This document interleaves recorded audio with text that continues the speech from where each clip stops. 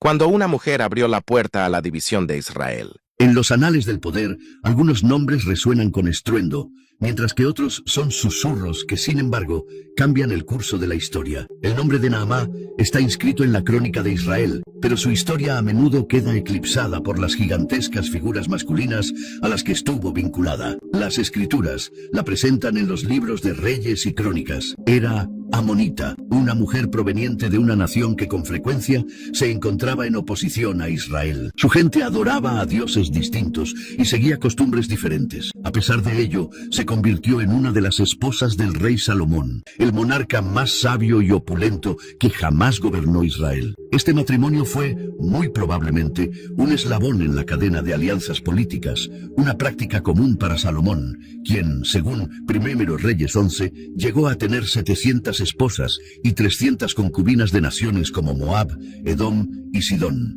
Sin embargo, entre esta constelación de mujeres, Naamá ocupa una posición singular. Las escrituras la nombran específicamente como la madre del sucesor de Salomón, Roboam. Su identidad como amonita siempre se menciona junto a su nombre, un detalle que los cronistas de la época no incluyeron por accidente. Vivió en Jerusalén durante el apogeo de la Edad de Oro de Israel, una era de inmensa riqueza, construcciones monumentales e influencia internacional. Fue testigo de la edificación del gran templo del Señor y de la suntuosa expansión del palacio real. Y aunque la corte estaba repleta de mujeres de muchas naciones, fue su hijo quien heredaría el trono de David. No era simplemente otra esposa extranjera en un harén inmenso, era la matriz del futuro rey. Su presencia en la corte real de Jerusalén, una mujer de Amón, la situó en el epicentro del poder y en el corazón de una narrativa sobre fe, influencia y el porvenir de toda una nación. Su vida comenzó lejos de la ciudad santa, en una tierra con sus propias tradiciones, y su viaje acabaría impactando el destino mismo de Israel. Naamá vio la primera luz en un reino enclavado al este del río Jordán. La vida allí era muy diferente a la de Israel. Los amonitas eran un pueblo orgulloso y aguerrido, a menudo envuelto en conflictos con sus vecinos, incluidos los israelitas. Su deidad principal era Milcom, a veces asociado con Moloch, y la adoración a este dios era el eje de su identidad cultural y espiritual. Como joven, ella habría sido educada en estas creencias, participando en los rituales y tradiciones de su gente. Su mundo era uno de altares de piedra, dioses regionales y la constante realidad de la supervivencia tribal y nacional. La noticia de su compromiso con el rey Salomón de Israel debió ser un acontecimiento trascendental que alteró su existencia por completo. El viaje desde Rabá, la capital de Amón, hasta Jerusalén no fue un mero cambio de geografía, fue una transición entre mundos. Dejó atrás a su familia, su cultura y el paisaje religioso familiar de su juventud. Al llegar a Jerusalén, habría entrado en una corte de esplendor sin parangón, donde el oro y la madera de cedro se entrelazaban con los aromas de especias exóticas provenientes de todos los rincones del mundo conocido. Pero ella no era su única esposa, era una entre cientos, una pieza más en el tablero estratégico de Salomón para asegurar sus fronteras a través de matrimonios internacionales. En este entorno vasto y competitivo, una mujer extranjera podría haberse perdido fácilmente en el olvido. Tuvo que aprender nuevas costumbres, un nuevo idioma y a navegar las complejas corrientes de la política palaciega. Su herencia amonita la convertía en una forastera. Aunque el propio Salomón todavía era devoto del Señor en esta etapa de su reinado, la presencia de tantas mujeres extranjeras introdujo una silenciosa corriente de creencias diversas en el corazón de la capital. Los primeros años de Naamá estuvieron probablemente marcados por un sentimiento de aislamiento y el desafío de forjar su lugar en esta nueva y compleja sociedad. Su carácter inicial fue moldeado por esta necesidad de adaptarse mientras conservaba la esencia de quien era. Era una amonita en la ciudad de David, y este hecho definiría cada uno de sus movimientos. El nacimiento de su hijo, Roboam, transformó radicalmente el estatus de Naamá en la corte. Ya no era solo una de las muchas esposas extranjeras de Salomón, ahora era la madre del heredero potencial al trono de David. Esto le confirió un propósito claro y un nuevo nivel de influencia. En una familia real polígama, la madre del sucesor elegido ostentaba una posición de gran importancia. Su existencia adquirió un nuevo y poderoso propósito: asegurar el porvenir de su hijo y garantizar que un día ciñera la corona. Este nuevo rol también intensificó su conflicto interno. Vivía en la ciudad donde se estaba construyendo el gran templo del Señor, un proyecto monumental que tardó 7 años en completarse. Contemplaba las procesiones diarias de sacerdotes, escuchaba los cánticos de alabanza y estaba rodeada por una religión dedicada a un Dios único e invisible. Esto contrastaba brutalmente con las prácticas politeístas de su tierra natal. Las leyes de Israel eran inequívocas sobre evitar a los dioses extranjeros. Y Salomón, en aquellos primeros años, era quien lideraba a la nación en su devoción al Señor. Naamá tuvo que navegar este entorno espiritual con sumo cuidado. No hay registro de que se convirtiera formalmente a la fe de Israel. En cambio, es probable que mantuviera sus propias creencias en privado, observando y esperando. Su enfoque estaba en su hijo. A medida que Roboam crecía, su influencia sobre él era constante y directa. Fue su primera maestra, la arquitecta de su cosmovisión inicial. Aunque como príncipe habría sido educado en las leyes y la historia de Israel, también era el hijo de una mujer amonita. Ella era el vínculo con su otra mitad, una herencia que formaba parte de su identidad. Su viaje espiritual no se centró en una conversión personal, sino en preservar su propio legado e incrustarlo en la siguiente generación del liderazgo de Israel. El conflicto no fue una batalla que libró abiertamente, sino una que manejó en silencio dentro de los muros del palacio, a través de la crianza de su hijo. Con el transcurrir de las décadas, la corte de Salomón comenzó a transformarse. El rey tomó cada vez más esposas extranjeras, y con ellas llegaron sus dioses. Lo que comenzó como una sutil corriente de creencias foráneas se convirtió en una realidad más visible y aceptada. Según 1 Reyes 11, a medida que Salomón envejecía, sus esposas extranjeras inclinaron su corazón hacia dioses ajenos,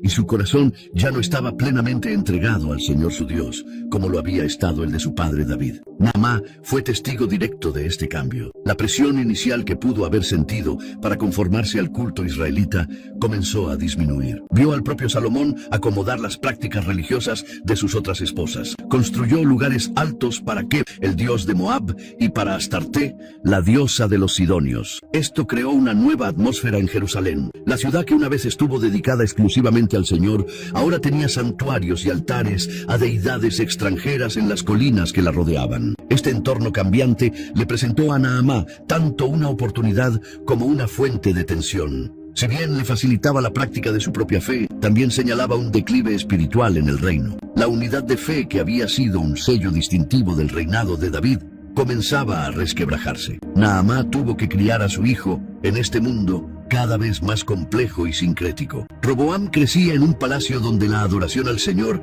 era la norma oficial, pero el culto a múltiples deidades era una realidad tolerada e incluso patrocinada por el propio rey. Este ambiente de compromiso espiritual habría sido la única realidad que Roboam conoció. La incertidumbre para Naamá ya no era sobre su propia supervivencia en la corte, sino sobre el tipo de reino que su hijo heredaría. El fundamento mismo del pacto de Israel con Dios se estaba debilitando, y ella, junto con las otras esposas de Salomón, estaba en el centro de este cambio. El momento decisivo para Naamá no llegó con un único y estruendoso suceso, sino con la acumulación de las elecciones de Salomón. La Biblia declara en 1 Reyes 11:7 que en una colina al este de Jerusalén, Salomón edificó un lugar alto no solo para los dioses de sus otras esposas, sino también para Milcom, el abominable dios de los amonitas. Este fue un acto determinante. El Dios de su pueblo, que alguna vez fue un recuerdo lejano de su patria, ahora recibía un reconocimiento oficial con un lugar de culto a las afueras de la ciudad santa. Para Naamá, esto representó una validación profunda. Significaba que ya no tenía que mantener oculta su herencia y su fe. El propio rey lo había sancionado. Este acto de Salomón fue una grave violación de su pacto con Dios, pero para su esposa amonita fue una victoria. Ahora podía criar a su hijo sin la pretensión de que su identidad amonita debía ser suprimida. Roboam podía ver un altar físico al dios del pueblo de su madre, autorizado por su propio padre. Esta aceptación real de Milcom habría consolidado la influencia de Naamá sobre la formación espiritual de su hijo. Ahora podía enseñarle más abiertamente sobre las tradiciones y creencias de Amón, presentándolas no como prácticas prohibidas, sino como una parte legítima de su herencia. Esta decisión de Salomón, probablemente para apaciguar a Naamá y mantener la paz dentro de su diverso hogar, tuvo consecuencias a largo plazo. Normalizó la idea de que la lealtad al Dios de Israel podía coexistir con la adoración de otras deidades. Para un joven príncipe como Roboam, esta lección quedaría profundamente arraigada. Estaba aprendiendo de su poderoso padre que el compromiso religioso y político eran herramientas del poder. El acto de fe de Naamá no consistió en convertirse a una nueva religión, sino en permanecer firme en la suya y verla establecida en el corazón de su nuevo hogar. Con el respaldo oficial a su Dios, la posición de Naamá en la corte se volvió más inexpugnable que nunca. A medida que Salomón envejecía, su enfoque en los asuntos de Estado y sus intereses personales dejaban gran parte de la crianza de los príncipes en manos de sus madres. Naamá utilizó este tiempo para cimentar su influencia sobre Roboam. Aunque Salomón era famoso por su sabiduría, su hogar se estaba convirtiendo en un lugar de profunda confusión espiritual. Roboam creció viendo a su padre, el hombre que construyó el gran templo, también oficiar o permitir rituales para una multitud de dioses extranjeros. Para el joven príncipe, esto no era hipocresía, era simplemente la forma en que funcionaba el poder. Naamá habría continuado instruyéndolo en los caminos de Amón, no necesariamente en oposición directa al Dios de Israel, sino como una fuente complementaria de identidad y fuerza. La cultura amonita era conocida por sus gobernantes feroces e inflexibles, un marcado contraste con el ideal israelita del rey pastor que servía al Señor y a su pueblo. Es probable que ella inculcara en su hijo un sentido de prerrogativa real y autoridad absoluta, enseñándole que la voluntad de un rey debía ser ley. A medida que nacían otros hijos de Salomón de otras esposas, la competencia por la sucesión seguía siendo una corriente subterránea constante en el palacio. El desafío de Naamá era asegurar que Roboam fuera visto como el heredero más capaz y decidido. Navegó la política de la corte, construyendo alianzas y fortaleciendo la posición de su hijo. Sus luchas ya no eran por su propia supervivencia, sino parte de una campaña política e ideológica para moldear al próximo monarca. Su crecimiento personal no fue en iluminación espiritual, sino en habilidad política. Aprendió a ejercer su influencia como la reina madre en una corte llena de facciones e intereses contrapuestos. El niño que una vez fue su fuente de seguridad se había convertido ahora en el proyecto de su vida, el futuro rey de Israel. Los últimos años del reinado de Salomón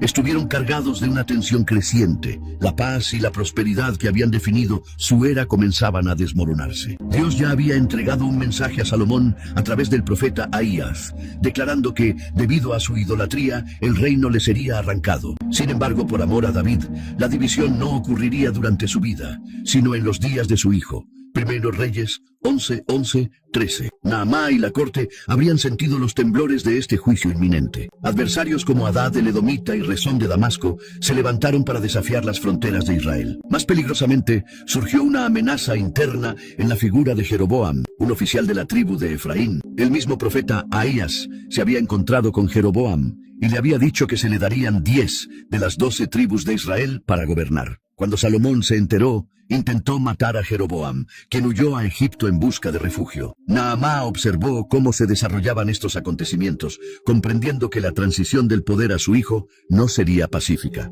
El reino que Roboam estaba destinado a heredar ya no era el imperio unificado y seguro que su padre había construido. Era una nación bajo juicio divino, con divisiones internas y amenazas externas. Sus preparativos para el reinado de su hijo se intensificaron. El riesgo era increíblemente alto. Probablemente aconsejó a Roboam que se mostrara fuerte, que no exhibiera debilidad alguna y que impusiera su autoridad sin vacilación. El consejo de un rey que había comprometido su fe parecería menos valioso que la sabiduría práctica y mundana necesaria para aferrarse al poder. La decisión que su hijo pronto tendría que tomar no era solo sobre política, sino sobre qué tipo de rey sería. Y la influencia de Naamá había estado moldeando esa decisión durante toda su vida. El momento de la verdad llegó con la muerte de Salomón. Después de 40 años en el trono, el gran rey se había ido y su hijo Roboam se preparó para ocupar su lugar. Viajó a Siquem, una ciudad histórica importante,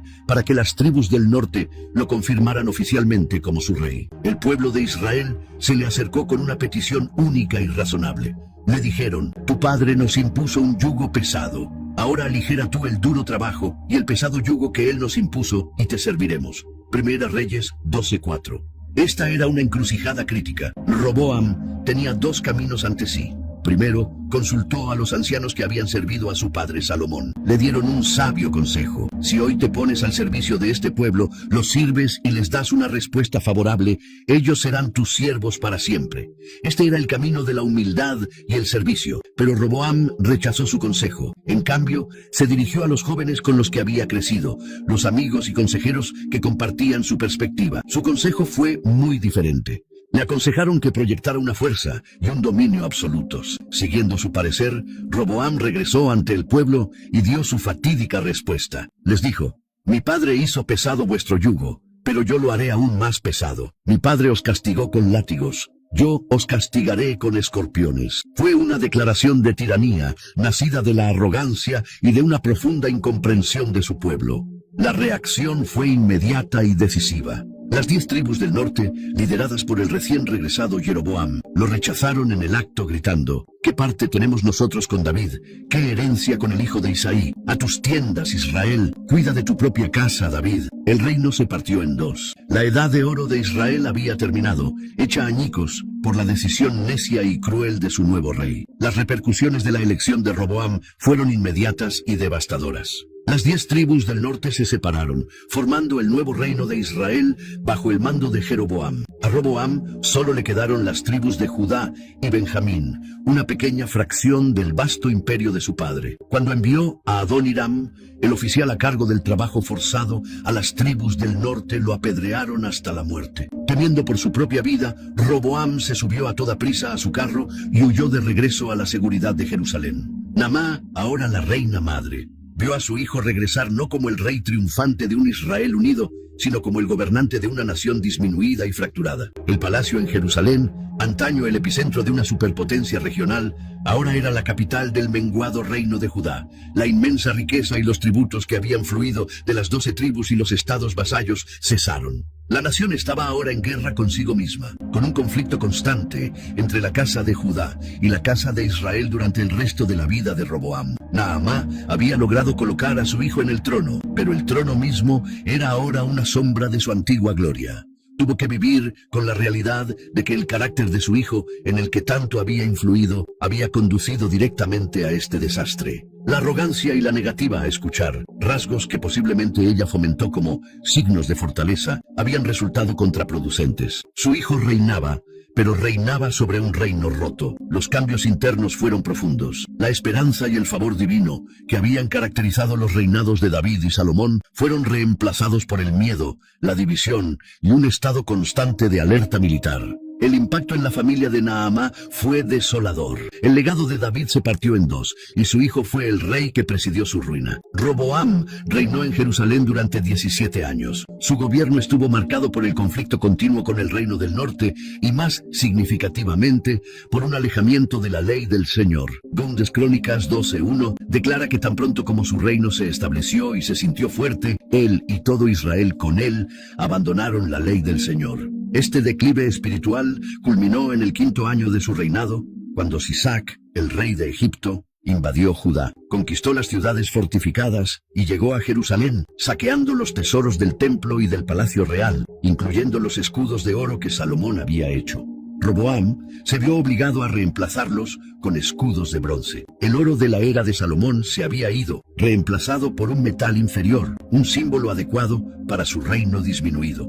Naamá la amonita es mencionada por su nombre en los resúmenes del reinado de Roboam, tanto en Primero Reyes como en 2 Crónicas. Su nombre está ligado para siempre a este rey que perdió la monarquía unida. Su legado no se encuentra en grandes hazañas o palabras, sino en su hijo y en las consecuencias de sus actos. Es la única de las muchas esposas de Salomón en ser nombrada como madre de un rey. Un detalle que subraya su trascendencia. Su historia es una ilustración directa del poder de la influencia. Las creencias, los valores y la cosmovisión de un padre se transmiten a sus hijos, ya sea intencionadamente o no. Roboam creció en un hogar donde la adoración a Dios se mezclaba con la adoración a muchos otros ídolos. Aprendió de su padre Salomón que el compromiso era posible, y de su madre Naamá los caminos de un pueblo diferente. Este trasfondo dividido produjo un líder que carecía de cimientos firmes. No supo ser un líder siervo porque nunca lo había visto modelado de manera consistente. Esto demuestra que las pequeñas decisiones privadas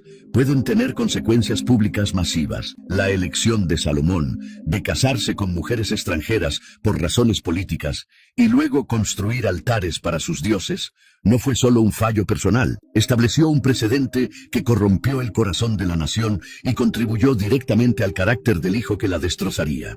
La historia de Naamá es un relato silencioso pero elocuente de cómo la influencia de una sola persona, arraigada en una fe distinta, puede moldear el curso de la historia para toda una nación.